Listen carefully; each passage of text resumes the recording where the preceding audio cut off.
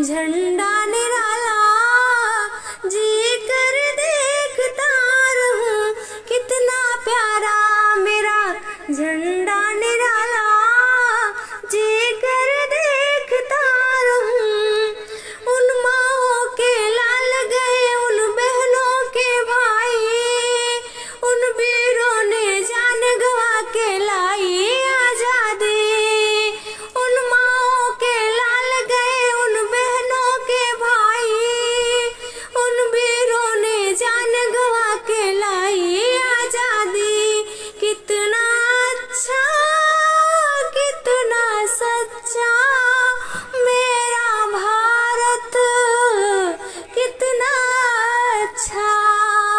उड़ता बादल बहता पानी बोले रुत मस्तानी, उड़ता बादल बहता पानी बोले रुत मस्तानी।